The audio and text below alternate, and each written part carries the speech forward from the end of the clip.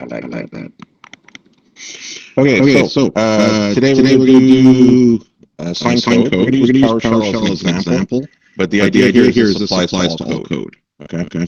PowerShell. PowerShell, The nice thing about it is it's just text files, and so you can actually see the signing. A lot of the time with sign code, it's not that easy to inspect. In fact, they're making it harder for the casual user to inspect. Okay, partly I think because they don't want you to mess with it, and partly because um, really this should be something that's happening in the background. You know. However, you can always use PowerShell to actually verify code. So whether it's an executable or something else, and it's not just code; it's also other types of files. So we'll get into that right now. Before I do get going, any questions about anything? Actually, I should mention some stuff, but I'll wait for questions first here.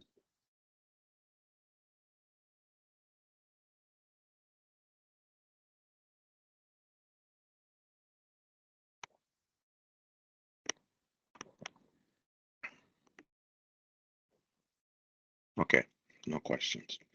All right, so you notice here there's an ADRMS assessment, 10%. It doesn't say when it's due or whether this is when it's out, and we don't cover it until this point in time. So what I'm probably going to do is push this back, and this is just going to be lab time, okay?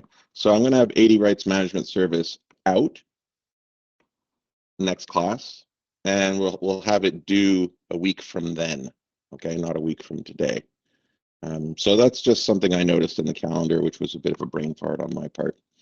Um, and I figured I should adjust that. I don't want to make that a mad scramble. It's not that hard, but you know there is room for mistakes, and then you might have to redo it. I don't want to turn it into a stress fest, you know. So I like to give a week for most assignments typically. Okay. So just a heads up, this is going to just be a lab period, and I'll make the due date later. Okay.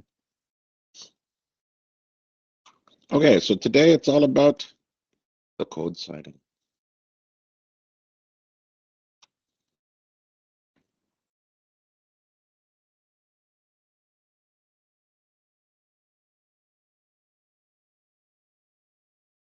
Now, this topic actually used to be part of 2509, and 2509 was too full, and there was actually an exercise on code signing in this class, and I thought I'm just going to take the content out of that course and leave it here because it's really quite appropriate.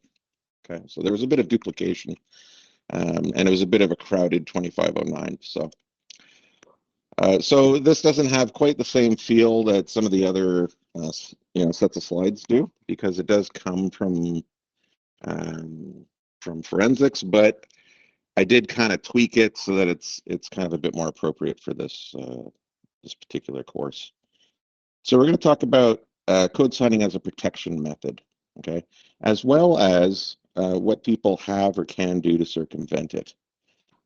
So we've already, if you look at this is something from the 2509 class, but if you look at the task scheduler hack that we had there, essentially what they were doing, they weren't quite signing the code, but what they were doing was protecting files by using hashing technology, right? And then somebody figured out a way to circumvent that. That's possible with certificates as well, digital certificates. What you have to do is get past PKI, okay? So we'll talk about how these, how digital signing helps to protect OS files, not just Microsoft OS, it's Apple OS too. Um, I don't think it's really a thing in Linux. Understand how signed code could be used or circumvented.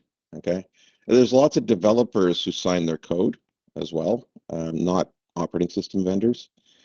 Um, However, for them, distribution can be a bit of a challenge. Okay, how do you distribute your keys, right? So the idea here is that you're signing your executables and scripts so that people can be sure that you're the one who authored it. Okay, not only that you authored it, but that it hasn't been modified since you released it. So Microsoft will digitally sign their Windows updates so that even if they get redistributed by somebody else, you could still check whether it's been messed around with. That's the idea. Okay. Now, a developer could do the same thing just because they don't want people to mess with their stuff. But there has to be somebody at the other end who's actually checking all of this in the first place. So you do need PKI, public key infrastructure, in place in order to use this. So it's very similar to SSL in terms of like when you do your banking and someone says, hey, there's a problem. You've got to have that check in place in order for this to be useful at all. Otherwise, code signing doesn't really make that much of a difference. Okay. Now we know that users are terrible at this. So really the benefit comes from when this gets integrated into the operating system. That's a benefit, but it can also cause highly frustrating problems. Right? So for example, I've talked before about when Apple got choked out because of an update and then none of their digital signing was working because their network was bogged down.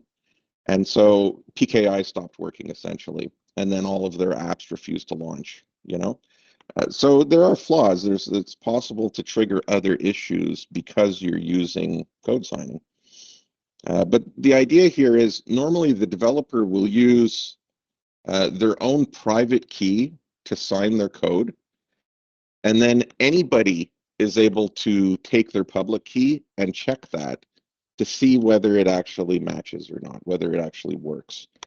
And then they know if they can decrypt the signed code, like if they can decrypt the little message that's attached to it, then they could say, okay, well, it had to have come from that person because I'm using their public key, right? And therefore it couldn't have been changed in transit or anything like that. So the public key is, so normally when we're actually trying to send an encrypted message, we don't use our private key to sign, we'll use somebody else's public key to send them an encrypted message, right? So we're actually changing the order in which we do things. We're using our own private key, and then anybody can decrypt it. We're not providing privacy, we're providing authentication, okay? Now, none of this works if you can't trace it back to some root authority, because the whole man-in-the-middle concept still exists as an issue, potentially. You can't actually be sure of someone's public key without PKI, okay? And the root authorities provide us with that assurance, okay? They've kind of vouched for everybody. So what do we use this for right now? Well, we sign a lot of boot files, and Microsoft actually digitally signs most of their executables on their operating system these days. So, you know, you could use it for manuals and things like that. That's a little less common, but device drivers are extremely common. Virus updates, Windows updates in general, all their OS update files for Microsoft and Apple, making sure that they have a new system for distributing. I don't really like this, but for distributing updates where you can set up kind of a peer-to-peer approval. So if one machine in your environment has an update, it'll share it with anybody else on the network. The reason that works is because they can check the code and see that it's actually the same code that it was supposed to be. Okay. I actually turn that off. I prefer just to get it directly from the source. But that would slow down the process a little bit, right? So the idea here is once you release your code out into the wild, it's still secure, you know? So Microsoft, they sign pretty much everything these days. But OS kernel files since Vista are all now digitally signed. They don't sign every single file that they have, but the core ones they do, and really the bulk of them are now signed these days.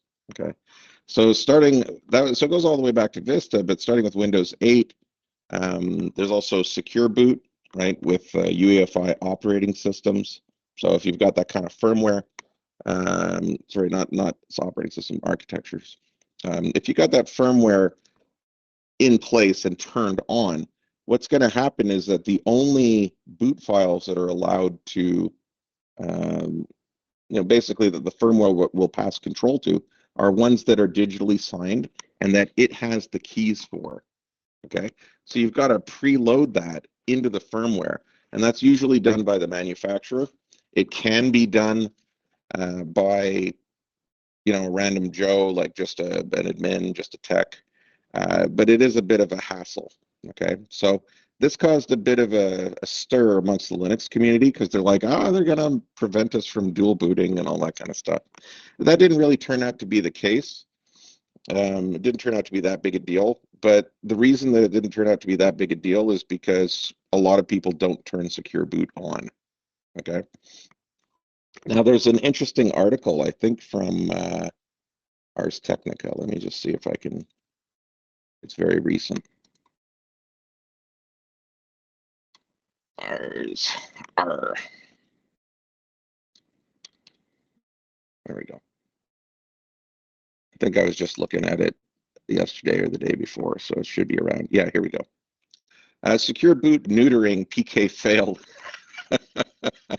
So, all of this depends on how well you implement it. Okay. And it turns out that a lot of the manufacturers didn't put a lot of time into verifying that they were setting this up properly. Okay. So there are a lot of devices which have keys in them, which were meant to be development keys and were not meant for production use. Okay. And then the manufacturers, as they were, kind of churning out their hardware, they left those keys in place, which meant that these compromised keys, which were never meant to be used, are in devices like by manufacturers like Acer, Dell, Gigabyte, Intel, Supermicro, et cetera, okay? Pretty much all of them have this issue to some degree. It's not that PKI doesn't work. It's not that code signing is bad. It's that they did not pay attention to what they were doing when they were actually setting up their firmware. Now, firmware is a big commitment. Like what you put in there, you're not going to be able to go to the internet and check it. You can't check with PKI. So if you put, a signature in there or a key in there that somebody else can maliciously misuse, you can boot anything you want off of it. So basically it compromises secure boot. I've never been too crazy about secure boot myself. I like the idea, but I don't like the implementation. And so, I mean, I don't tend to enable it myself unless it pesters me. That's not to say it's terrible. It could be good. They just haven't got there yet. Now, also starting with Windows 10, version 1607, which is a ways back now, Windows won't load any kernel mode drivers that are not signed with DevPortal. Okay. Basically, that means that if they're not vouched for, you're not going to get to use them as an active driver. Okay, so they're aware that drivers are a key target. So this is something that is a good thing, but it can cause problems. So I'll give you an example. I remember once before I was teaching, I was in admin, and we pushed out some Windows updates, and a percentage of included in the updates were some driver updates. The percentage of the machines installed the drivers improperly. So there was a little bit of corruption on the file system that occurred. And so what happened was, even though everything worked, like in the sense that the drivers would still function, because they didn't match the signature, the system would not let those drivers, they wouldn't let them load. The problem was those were storage drivers, so you couldn't boot the operating system. So what we had to do was, like, it happened to about maybe 5% of the machines, which is quite a lot actually. But what we had to do was go back, boot the machines up into repair mode, change it so that it disabled driver checking, digital signature checking. That allowed it to boot up, and then the drivers functioned okay, even though they didn't match the signature. Then we removed the update and reapplied it, and then it worked okay. Okay, but imagine if you have 300, 500 machines and 5% of them won't boot, right? It's a bit of a hassle. So digital signatures can bring their own problems at times.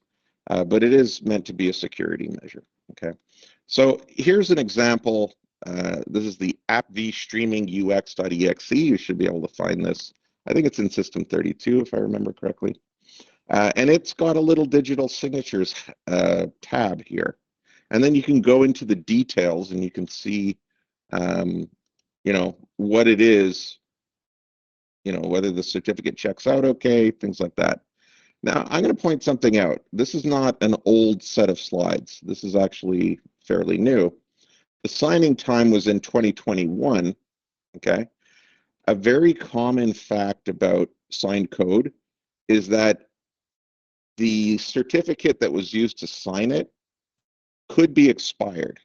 That's not considered to be a problem. You don't have to renew these things. What matters is that the code was signed when the certificate was valid.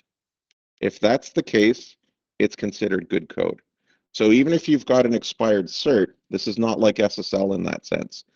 The operating system will be like, everything's good so long as that signature occurred during the period that the cert was considered good. Okay, just something to watch out for, and you can get the name of the signer, timestamps, etc. Okay, you can look at the certificate itself. Now there are other examples of that. So here we go, Windows component system component verification. So if you go into the details of the certificate, you can see what it's for, etc. Right? Now here's another one, command.exe. This one doesn't actually have a digital signature tab. Okay, the reason is it's not that it's not signed; it is signed, but there are two different ways of signing applications in Microsoft. One of them actually shows up and you can inspect it manually. The other one is like this, where you can't see it as a user. It's kind of concealed from you. Okay, it's still signed and it's still being checked, but as a user, you have to go a little further to actually find this information. So PowerShell is usually your friend in that case. There's a command called get authenticode signature. And in this case, I went over to System 32 and I just did it on Command exe. And it tells me this is the signer certificate thumbprint. This is the status. It's valid. Okay. And, this is where it is. But if I want, I can drill down and get more details from get authenticode. Okay. This is just the basics that it gives me.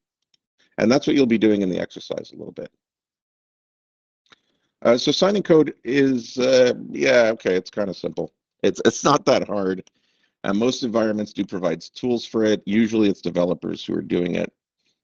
Microsoft gives us some decent tools that we can use. Make cert to SVC, sign tool, make cat. Cat is one of the types of signing that you can do, by the way. That's the one with command.exe where it doesn't really show up,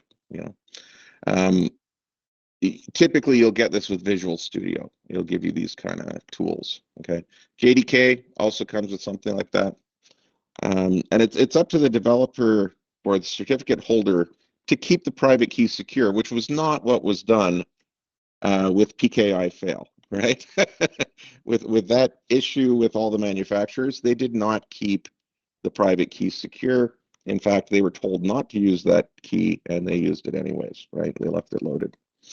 So anyone with access to the private key can create software that appears to be signed by the owner of the certificate. In the case of secure boot, that means that they can boot their own code off of your firmware. Okay. Now, a lot of developers, especially if they're not bigwigs, they're not going to use third-party CAs. They'll self-sign, and they'll have a web page where they just list their public key. Okay, for people to verify. And that works in small settings. So if you just have some fellow coders who are interested in your work, this is a perfectly valid way to do things. You're distributing it outside of the normal PK infrastructure, but you're still distributing it, right?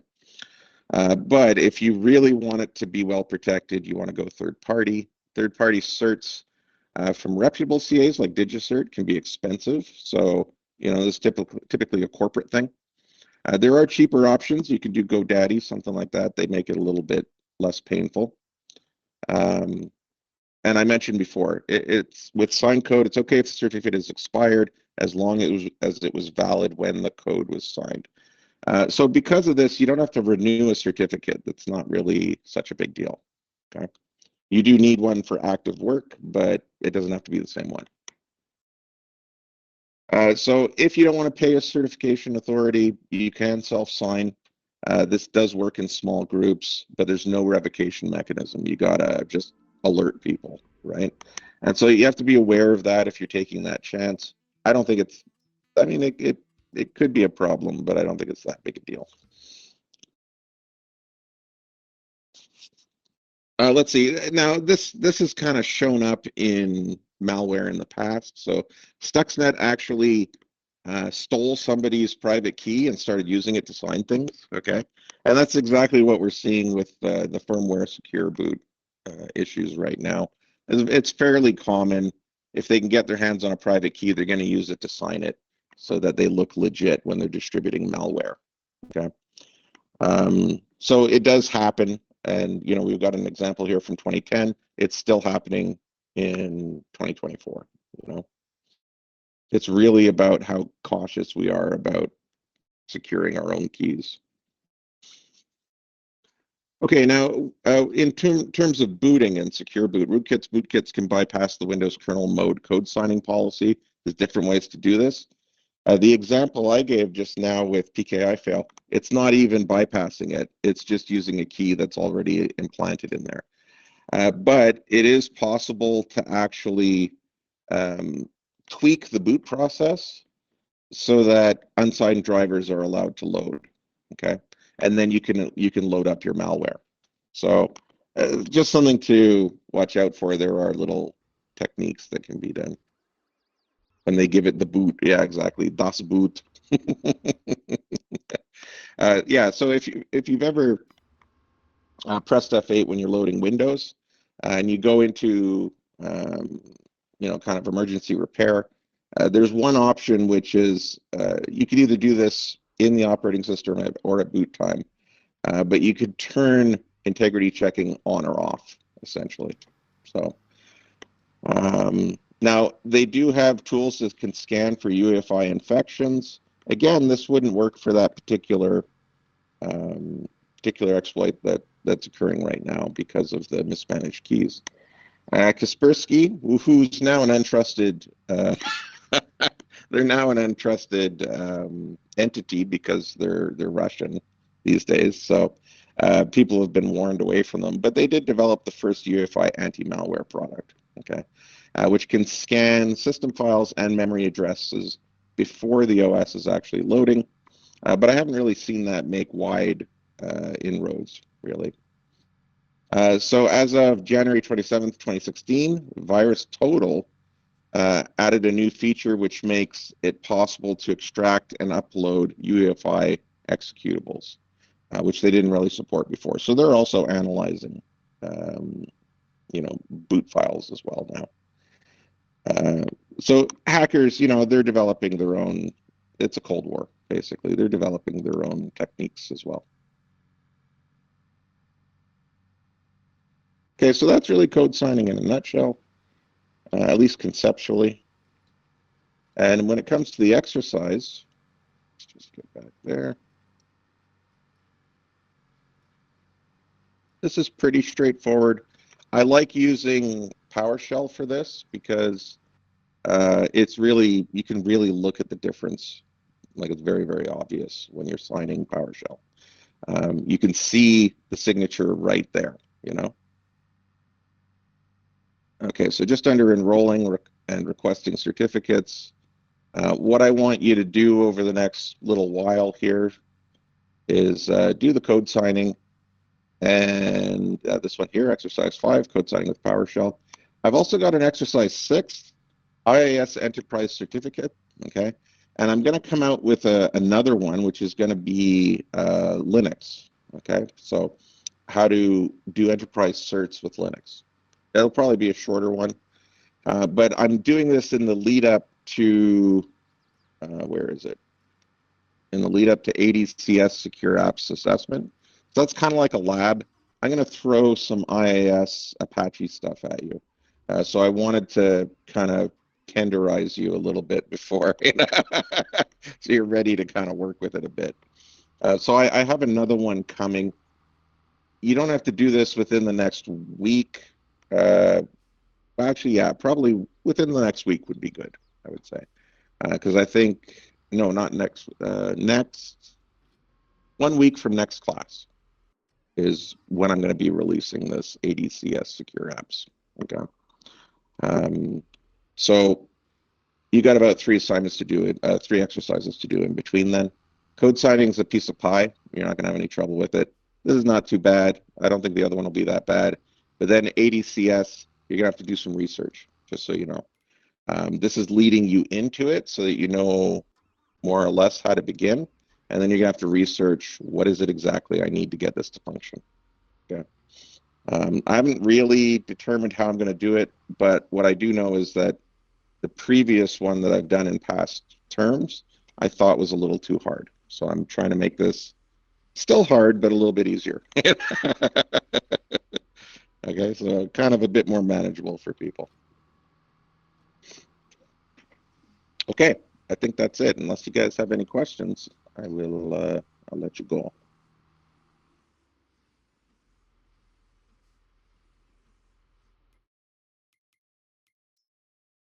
House boot. Okay, have a good one, people.